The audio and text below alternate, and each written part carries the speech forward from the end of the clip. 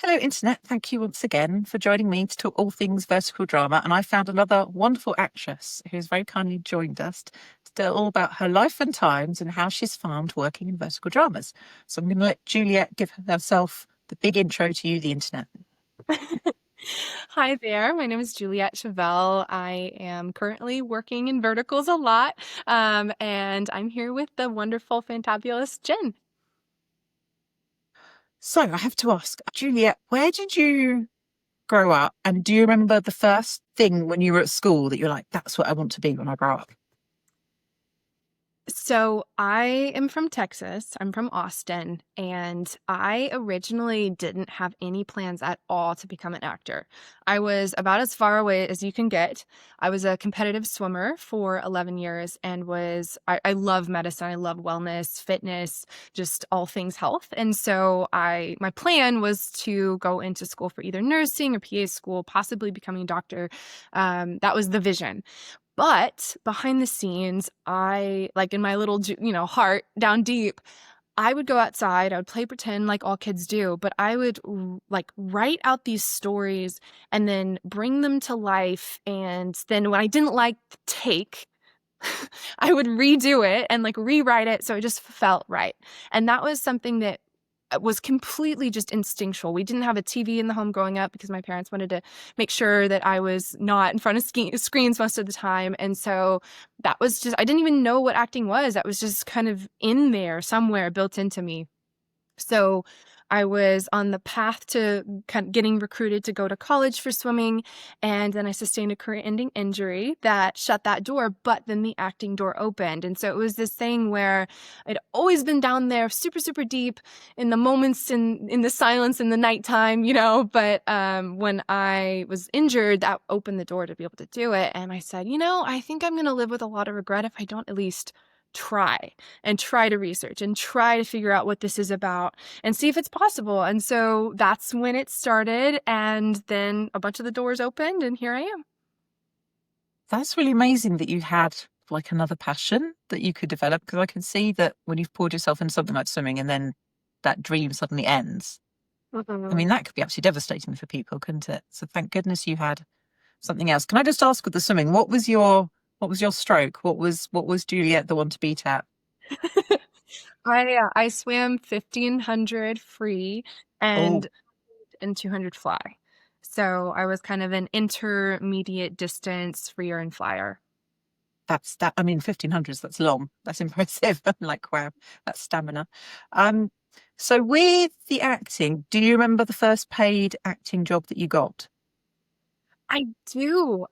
So there was this little film that was shooting in San Antonio. So I was based out of Austin. I got a call probably 36 hours before they started shooting, and they had gotten this little girl that they needed a match for. And so I guess they were on backstage perusing, trying to find people who looked similar. And so they reached out to me and just, hey, are you available to be in San Antonio tomorrow or tomorrow evening?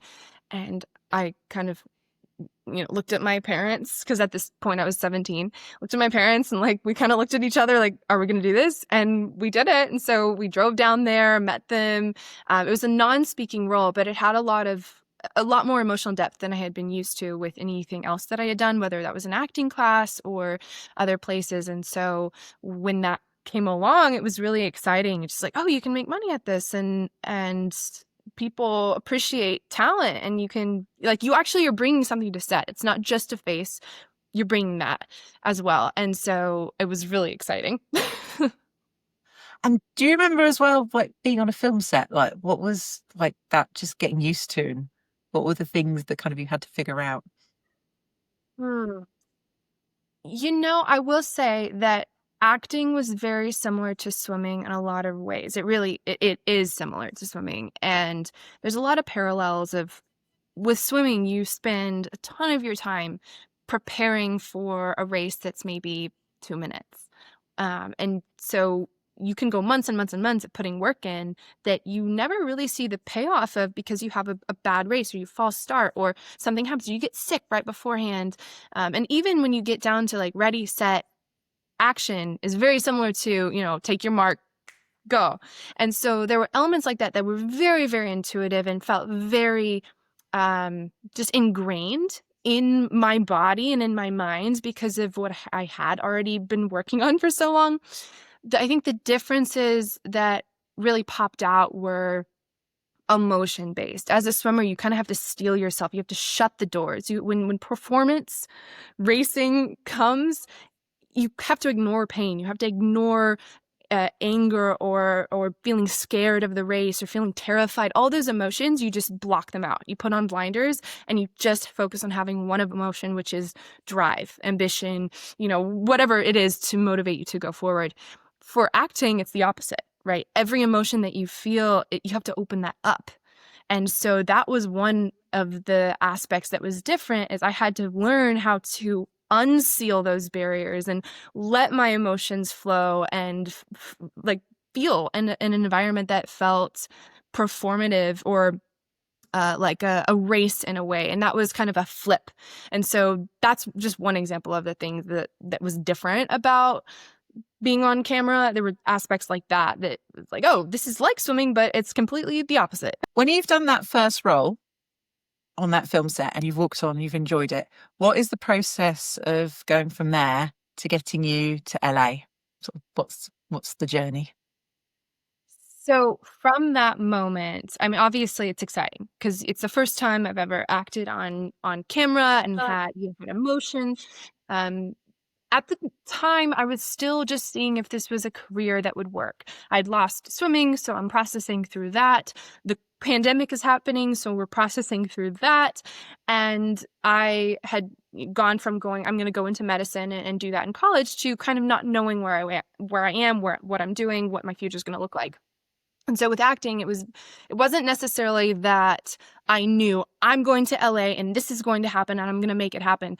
I was kind of along for the ride, in so much as saying, like, if this takes me to LA, if this takes me higher, then great. If not, I need to love this for what it is. I need to love it for the art. I need to get my training in, right? Go to my swim practices, get my acting schooling in, and just see where it goes. And if I'm any good at this, and what doors open and what doors shut. So at that point, that's where I was when I booked, it's called The Letter. And then about a month later, I booked the lead in a sci-fi feature film. And I had never... This whole, I'm going to take my time. It's like, no, you're not. You've got this role. And I had been in acting class for probably a month to 2 months, maybe.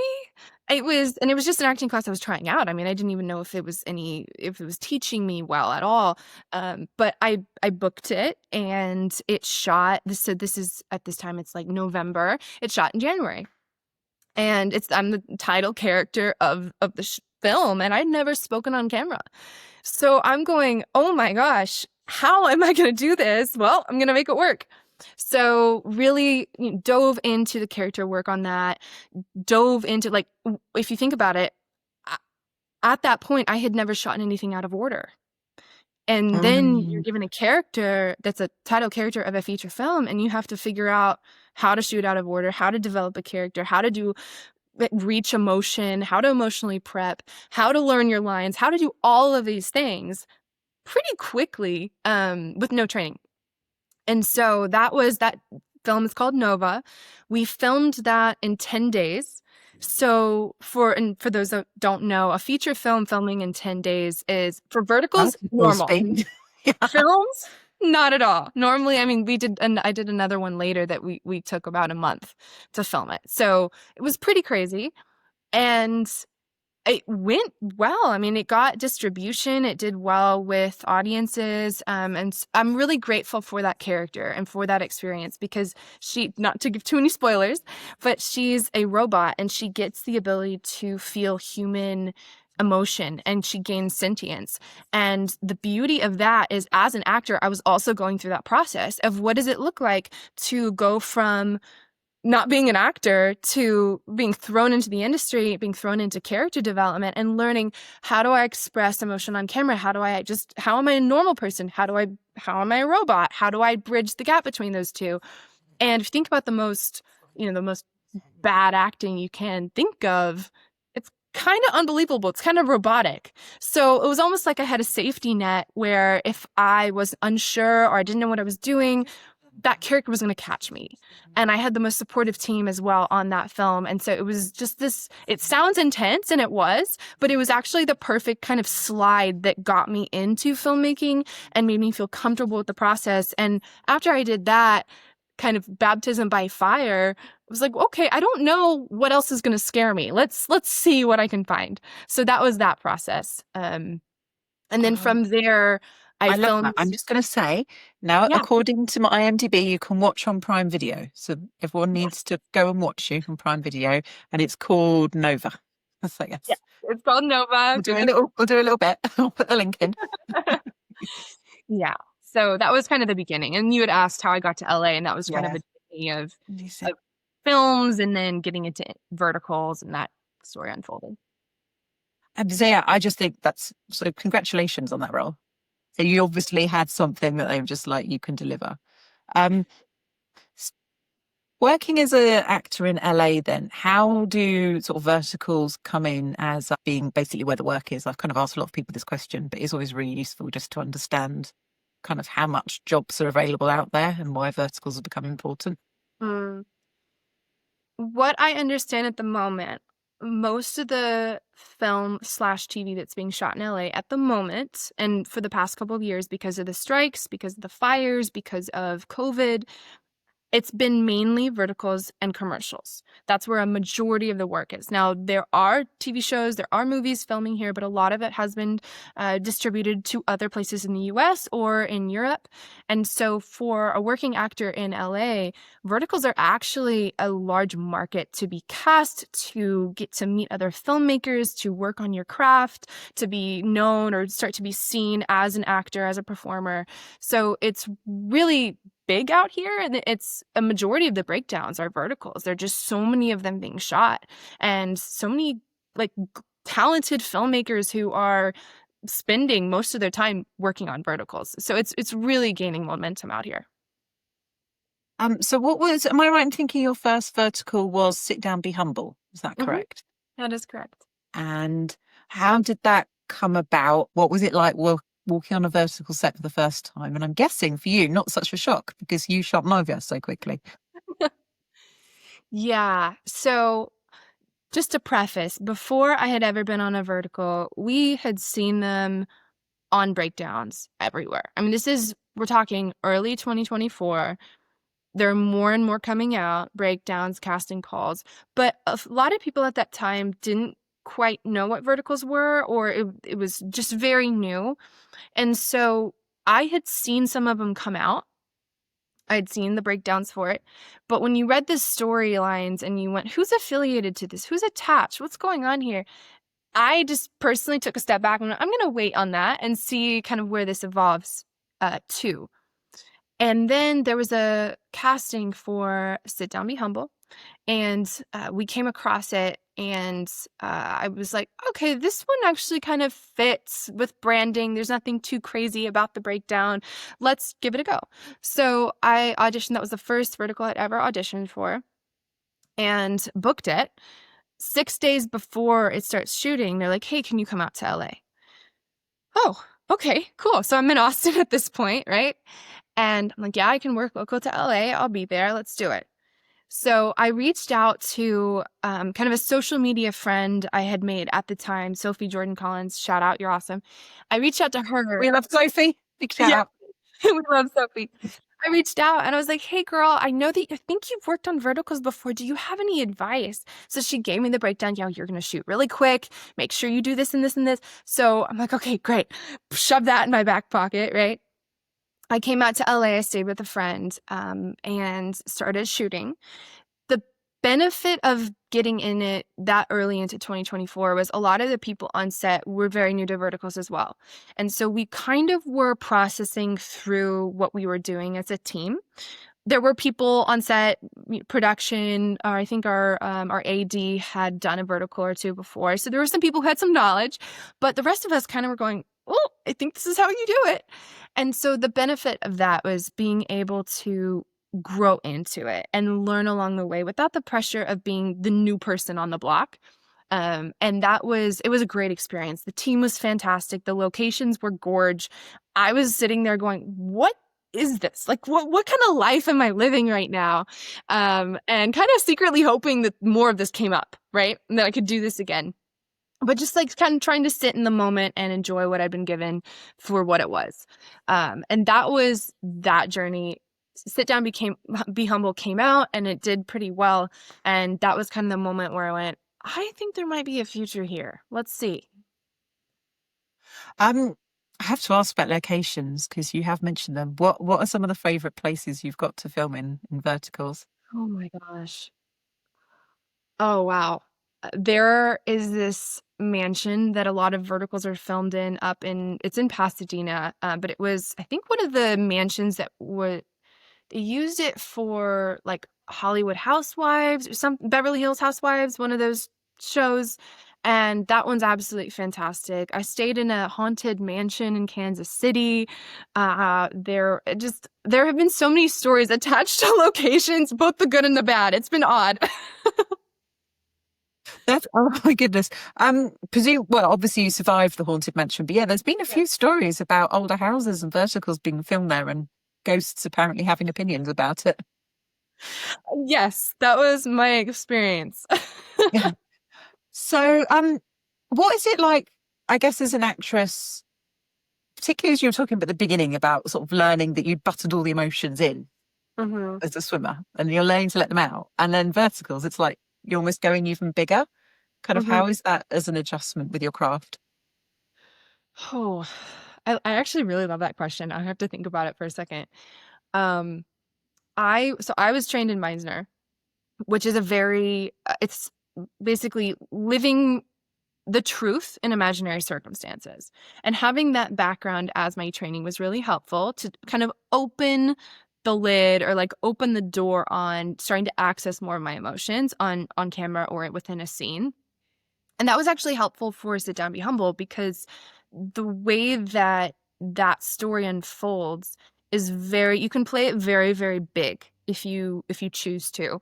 I looked at the script and I went, I want to bring Meisner to this. I want to make it so that if I'm watching this as an audience member, I'm siding with Stacey Van Ness and I'm going, yeah, girl, this is crazy. What is happening? And so bringing that to the table, I think helped bridge the gap. And I got a few comments like that in post where people said, hey, I really liked how grounded that was. And so for me as an artist, that was really encouraging of like, you don't always have to blow the emotions out of the water.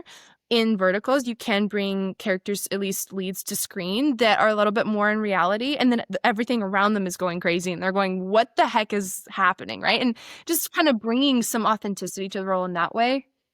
But there are moments where you kind of have to suspend your disbelief as a performer because this is a soap opera. This wouldn't typically happen in real life, but as this character, how can I relate to her? What would how would I feel if this actually happened? What circumstance could I be put in where this situation would really happen? And that's how I try to approach it as a performer of it, not getting too disconnected from reality, but saying, okay, well, how could this happen where I would actually end up here? And how would I respond? And not just as Juliet, but as the character, how would I deal with what's happening? And that's how I can kind of get to the places where more unbelievable, bigger soap opera vertical moments happen where you can kind of still feel connected and not feel completely just too big or too crazy. Does that make sense? Yeah, and I think that really helps the viewer actually, because you do need someone that you can kind of identify with. And obviously that's often the female lead that you want to be like, okay, you're rooting for her and you're rooting through her journey through the story. And it does help where actually she's almost like, what on earth is going on? Because obviously as viewers, we're like, what on earth is going on? So I would say you're really helping the viewer by doing that as well. It's wonderful for us. So I have to ask, of your vertical roles, do you have a favourite? Is there one that you're like, I really love that one? So this one isn't out yet, but I think the last one I did might have been my favorite. So I can't say too much about it, but I will say I loved the range that I got to play with this latest character. There's a lot that she experiences in a little amount of time, and it's a story really about digging deep and finding your value amidst crisis. And getting to play that was really fun because a lot of times, and I'm sure you've noticed as a viewer, the characters can be very one-dimensional, and the fact that they don't change very much. And I'm a screenwriter as well, so when I see that, I kind of like makes me itch a little bit, like, oh, where's the change? Where's the shift?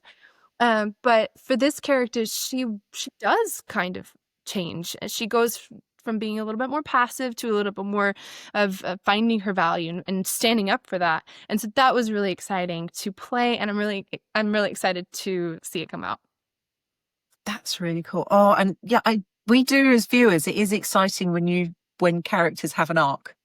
Mm-hmm. Sometimes it's Mm-hmm. fun just seeing them cipher, but it's actually fun when there's a little bit at least of an arc. I mean, learning and growth is obviously a really big stretch in a vertical, but an arc is always quite good. Yeah. So you've led me on now. You're a screenwriter. Please tell me more. Are we wrong? Yeah. Well, I've honestly I've always been a writer. I think you track back to when I was in my backyard playing pretend. Like I wrote the stories that I would kind of act out as a kid. And I think a lot of people do that, but for me it stuck around way longer than it should have. And so that's something I've been doing since I can remember. I mean, I started writing a novel when I was 12. I never finished it, as most 13, 12-year-old people do, but that was kind of it was in me. I started writing poetry at about 11. Like it just was something that it was how I processed. It was how just when flow approached me, that's where I go to or went to. And so bridging that into film, when I started acting, I started seeing all these different stories that I was acting out or seeing friends promote, and I went, I feel like I could write something that's like this. And it wouldn't be, there's certain things where I go, yeah, I don't think I can do that. I mean, both my brothers are engineers, and I go, yeah, good luck, go you, right? Like That's really handy, but we'll leave them to it. that's Yeah. yeah, that's not how my brain works. But for writing, there's this just element where I it doesn't puzzle me very often, and when it does puzzle me, it's exciting. It's not breaking my brain. It's like, oh, I get to solve this problem. I get to figure out how this would be relatable or realistic, or where this character arc is going, or all those, little problems that pop up as a screenwriter, as a writer in general. And so as I got more and more into the film industry, started having more and more ideas come to me. Oh, that would be a great series. What about that? I don't think anybody's ever made a historical series on XYZ character. Why don't I try that? So that's part of the journey. And I am currently working on a vertical. It's slow going because of travel and film, but I'm excited about it. And I'm always fascinated in people's writing process. So are you on like a laptop? Like where do you sit? Where do the eyes fill out? Can you touch type? The things I like to know. Yeah, no, that's great. So because I've been traveling so often, if I'm being completely honest, it's changed. Like I was somewhere a couple weeks ago where I had a full wraparound monitor set up, and it was great. But other times it's me in my hotel room when I have my phone or my iPad or my computer, and it's like guerrilla writing kind of thing. It's just you pop up, you try to get something hammered out, you go to sleep, you wake up, you go to set, you come back, you go, do I have time to write? It's kind of that process for me at the moment. But anytime I do have a little bit of a break from verticals or from other, horizontal film, I'm very excited because it's like, oh, great, I get to work on this other thing. So no matter if I'm working in film or not, I'm still getting to work in film. And that's something that feels very fulfilling and kind of feeds me. Oh, I love that. The story has to come out. Doesn't matter where you are. Right. I just want to ask you a little bit about your experience, obviously playing a leading verticals, because there's certain tropes. First of all, presumably you've done a few of the oh no, she tripped and is caught by the male vertical lead. Mm-hmm. Mm-hmm. How tricky is that to film? And is that annoying? Where you're like, I'm a capable person. I'm not going to fall over thin air into someone's arms. That's so funny. There have been times where it's like it's a vertical fall, right? That's how it's referenced, or how I like to reference it. And it's, I don't know. I kind of think it's fun to film. Like, I don't know if that's weird or not, but it's like the romanticism of relationship and meet cutes, and it doesn't happen very much in real life, but get to bring that idea to life, I think is kind of fun. But yeah, it can be weird, it can be awkward. I think especially when you have like stunts on set, bless them. I've loved every single one of my stunt coordinators, but there are times where it's like, okay, I think we got this. We're good. We're good. We're safe. You know what I mean? It's like I think I can do a dip at this point. Check But that they're off. they've got to make you safe. That's what they're there for. No, it's been fantastic. We have to make sure the talent's safe. So there you go. But I will say, just as a side note to that, I was on set and a real vertical fall actually happened. It was during lunch, and somebody tripped into the male lead over, like, I don't remember exactly what they tripped over. It might have been like a lunch bag or something. And it actually happened. And everybody like stopped in their tracks and looked. And we were all pointing like, yeah, it's a vertical fall. It just happened. Oh my gosh. Because he like grabbed her as she was falling down. He like helped her up. And she was like, oh, can you reveal who was able to do the vertical fall catch? He was one of the crew members. One of the crew members? That's even better. Put him in front of the camera. It's swimming pools. Mm-hmm. Ladies tend to end up in swimming pools. Have you had a swimming pool one yet? I have not. I like this. Yeah. I actually like this for you because I feel that would be a bit like, I'm a champion swimmer. No, thank you. Well, secretly, I kind of am waiting for the day that I get pushed into the pool because I'm just a water girl. Like right now, I'm obsessed with surfing. I coach swimming. I still love swimming. I teach lessons. So being able to combine swimming and set, I think would be really fun. But I know a lot of people don't like it, so I kind of. Okay, I'm so going to have to do a post about this now because we've had a running issue as fans about why can none of these female characters swim, and you've just revealed you coach swimming, so like clearly you need to run a swim school. Sort all this out.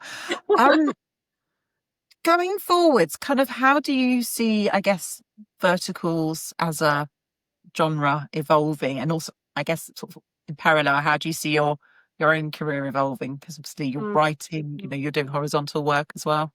Mm-hmm. First of all, I just love the term horizontal, that we're making that distinction now. That makes me so happy. I think it's a little nerd in me. I don't know. In terms of where verticals are going, I can't say for sure, but what I can say is I've talked to several producers on set. I love just chatting with production, with the team, kind of getting everybody's thoughts on where the industry's going. And I was recently chatting with a producer for one of the verts I was just on, and we were talking about it, and he pulls out his phone. He's like, here's the thing, Juliet, this is not going away anytime soon. Kids are not walking around, or audiences aren't walking around with a TV in their pocket, but they are walking around with this.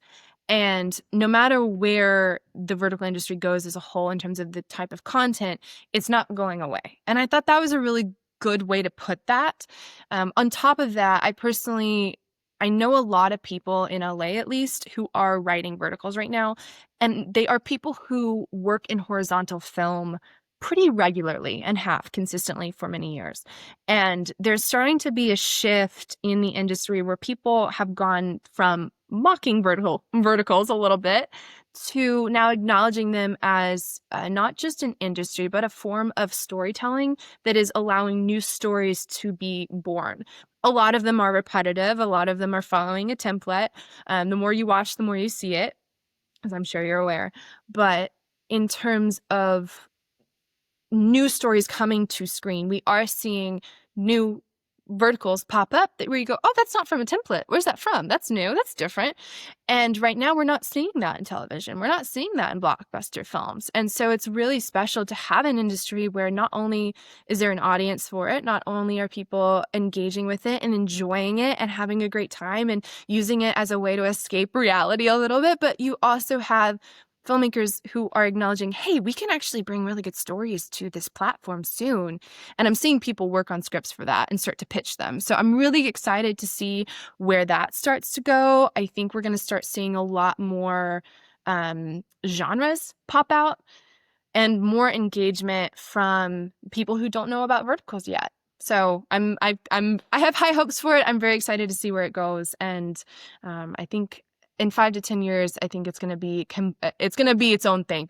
Everybody, it's going to be a household thing. I would agree with you. And it's really interesting what you were saying, because obviously that is one of the things. And we do know that certain stories and verticals can be recycled endlessly. But then, you look at what's been the main summer releases. And I mean, here it's like, okay, it's a reboot of Jurassic Park and it's a reboot of I Know What You Did Last Summer. It's like, that's the same story. So it's kind of like, well, everyone's doing it across the board. But then that's really interesting that actually people are going, well, actually, maybe the place to tell the new stories and try the new stuff is verticals, because obviously they're getting made. It's lower cost, presumably lower risk. They can get them made there. And then maybe then that filters up to the bigger budget eventually. Yeah. Where do you see it going, Jen? I'm curious. I think it will join where China went this year, which is that takings from verticals overtook mainstream cinema. Mm-hmm. And my hope is that it just becomes another format, and in the way that, movie stars are now in TV, just the actors just move between all the mediums. Mm-hmm. That's what I think will happen. And that there won't be the snobbery. It will just be basically people will go where the good stories are, rather than it has to be on silver screen or it has to be on a, TV. It's just like, that's a good story, I want to be part of it. Yeah, that's a great perspective. So finally, obviously you've told us you've got a new show coming out. Can you just tell us what you've got coming up? Do vertical stars get to take time off and have a break? Well, I like to take breaks when I'm on shoots. So every time I'm in a new city, I like to section out and go explore the city. And somehow I've had some sort of weird adventure happen in almost every single city I've been in. So there's that. But in terms of do I get to take a break from verticals to go into horizontal? Yes, I do. And I currently have a film coming up called Wake Up Dolores, and it's a prequel to a short that I shot with Broken Spoke Film House. It's called Who Invited the Robots? And that one, it did very well in the festival circuit. And so the team came to me like, hey, we want to do a prequel. Will you come on board? And so we kind of collaborated on the script, and then shot and produced that it was about October. So I'm really excited for that. And moments like that where I get to kind of take a step away from verticals. I love shooting them, so it's not like I need a break, but when I do get to step away and engage with something that's, I want to say maybe a little bit slower, more detail oriented, very meaty, you can think about the film for an hour after you watch it. Those are the types of films that I love creating. I'm a big fan of sci-fi, dystopian, post-apocalyptic, where it's like you change the time, you change the circumstances, you make the characters, blue and set them in the future, and suddenly you're able to have questions and conversations about things that are very polarizing right now, but you can have that conversation because it's not too polarizing. So that's something that I love doing. And when I get the opportunity to, I'm always very joyful to be on those sets. I just find it fascinating as well, for someone so lovely and so animated, that you keep getting drawn to films with robots somehow. Seriously, it's a theme. It's really, really weird. I don't understand it. I'm waiting for you to be in the first sci-fi vertical, because clearly he's going to call you in. It's been weird. There have been times where I'm on hold for 3 different projects, and all of them are Android or robot based. And I'm going okay, is it my acting? Am I not natural enough? What's going on here? I think the one that made sense to me, it always made sense to me when they cast Haley Joel Osment, when he was cast as the little boy robot in iRobot or something. And he was little, so he was the kid in Sixth Sense, and he was one of those sort of children that could do old before their time, and he could make it quite mechanical. So he made sense as a robot. But I don't think there's really, thankfully, you don't really look at actors and actresses go, well, clearly Juliet is who we need if we need an android. So it's clearly just that's what the stories are. I love it. I'm down for it. Let's go. I just want to say thank you so much for your time, because you've been an absolute delight. I guess just finally, for yourself, who are your favourite actresses and actors? Who inspires you? I am really inspired by Zoe Saldana. I think that her Yeah. range as an actress, she just recently got recognized for her talent, but her range and the different characters she's brought to life and her depiction truly of like fierce femininity is something that I really admire, and I would love to bring more of that to camera. I think we see a lot of very feminine, and we see a lot of more masculine feminine, but we don't see that in between of like, what does it mean to be a feminine woman, but also fierce and like resting in both those types of, feminine and masculine, but maintaining who you are. I don't see that depicted a lot. And it's something where I've looked at the screen and not been able to enjoy that, not been able to find it, not felt seen in that way. So I think she does that really, really, really well. And it's something that's inspired me to kind of try to beat down that path. Oh, you're right. She's amazing. Yeah. Mm. Oh, I love that choice. I just want to say again, honestly, thank you so, so much because you shared so much with us. You've been so generous with your time.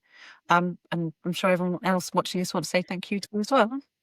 Thank you. And I just want to give you a shout out, Jen. I mean, all of the work that you're putting into vertical visibility and just supporting actors, supporting the audience, calling out things that you see that the platforms need to do better or the things that they're doing well. Like you have made yourself like a pillar in the industry.